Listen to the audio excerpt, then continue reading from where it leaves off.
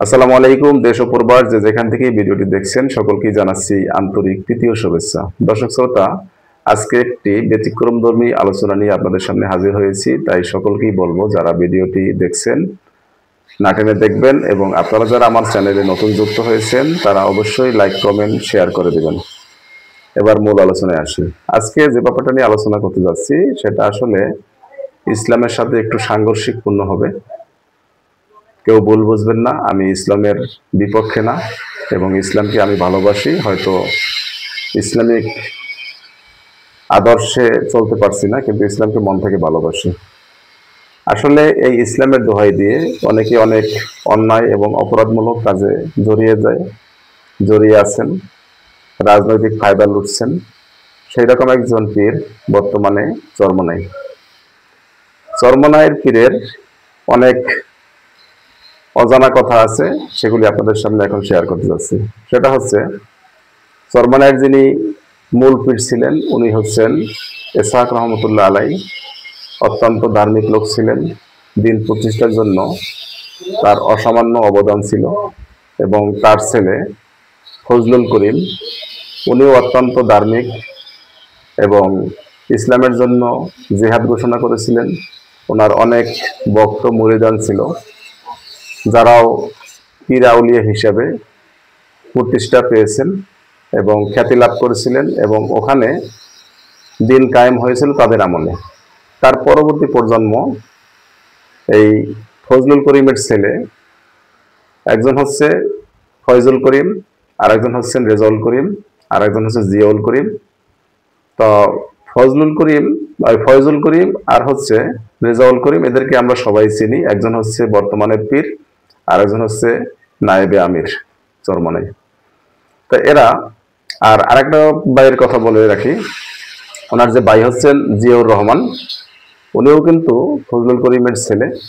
কিন্তু উনি ফজলুল করিম জীবিত থাকা অবস্থায় নানান রকমের অন্যায় এবং অপরাধমূলক কাজের সাথে যুক্ত ছিল। এ নিয়ে পীর সাহেব যিনি ছিলেন ফজলুল করিম, উনিও ওনাকে নিয়ে চিন্তায় ছিলেন, এবং উনি এক প্রকার বলেই দিয়েছেন যে আসলে আমি তাকে হেদায়েতের পথে আনতে পারিনি। কারণ তখনকার সময় তিনি জমি দখল, মানুষের সাথে মারপিট, মানুষের সাথে মারামারি করে মানুষকে গুম করা, হত্যা করা, এরকম বিভিন্ন কাজের সাথে যুক্ত ছিলেন। পরবর্তীতে উনি কিন্তু চেয়ারম্যান হয়েছিলেন এলাকায়, সেটা এক হিসাবে জোর জবরদস্তি করে, এবং এলাকায় বিভিন্ন রকমের মানুষের জমি দখল নিয়ে ওনার বিরুদ্ধে বিভিন্ন রকম অপবাদ আছে। সাংবাদিকদের অনেক প্রশ্নের সম্মুখীন তিনি হয়েছেন, এবং সাংবাদিকদেরকে পিটিয়েছেন, বিভিন্ন রাজনৈতিক ব্যক্তিবর্গকে পিটিয়েছেন। এরকম রেকর্ড কিন্তু আমরা সেই জিয়াউল করিমের কাছ থেকে দেখেছি। তো এখন সেই পীর সাহেবরা বিগত আওয়ামী লীগ সরকারের আমলে কখনো মুখ খুলতে পারেনি। এক প্রকার মৌন সম্মতি দিয়েছিলেন আওয়ামী লীগের ফ্যাসিস্টদেরকে। এরশাদ যেমন সরাসরি তাদের সাথে সম্পৃক্ততা তাদের ছিল, এই চরমনাই পীর সাহেবের যারা গ্রুপ আছে তারা সরাসরি সম্পৃক্ততায় ছিল না, কিন্তু মৌন সম্মতি ছিল তাদের প্রতি। এবং তাদের কোনো দোষ, তারপর অপরাধ, অন্যায়, অনিয়ম এ নিয়ে কিন্তু তারা কখনো মুখ খুলেনি, বরঞ্চ শেখ হাসিনাকে আরো বিভিন্নভাবে উৎসাহিত করেছিলেন। যেমন শেখ হাসিনাকে একবার বলেছিলেন যে শেখ হাসিনার পূর্বপুরুষ অলিয়া উলিয়া ছিল, তারা বাংলাদেশে ইসলাম প্রচারের জন্য এসেছে। এরকম নানান ভাবে তাকে ফুলিয়েছেন, ফাঁপিয়েছেন, এটা আমরা দেখেছি।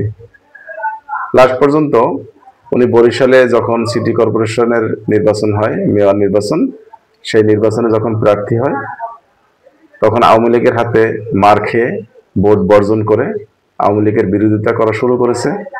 তারপর থেকেই আওয়ামী লীগের বিপক্ষে উনি অবস্থান নিয়েছে, এবং উনি বলেছে যে আওয়ামী লীগকে বিতাড়িত না করা পর্যন্ত আমরা মাঠ থেকে আর উঠবো না।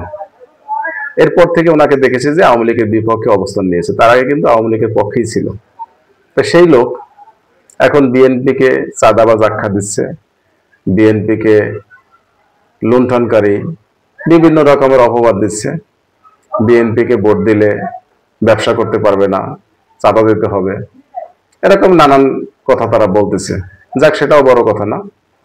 এক দল আর এক দলকে বলবে স্বাধীন বাংলাদেশ যেহেতু সকলকে মানে সকলের দোষগুণ বলা, সকলের বিরুদ্ধে বলা, একজনে আরেকজনের সমালোচনা করা, এটা বর্তমানে বৈধতা আছে।